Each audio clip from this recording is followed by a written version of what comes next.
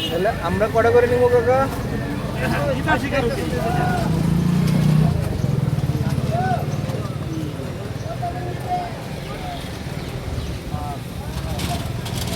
একসাথে দিয়ে না আলাদা দিয়ে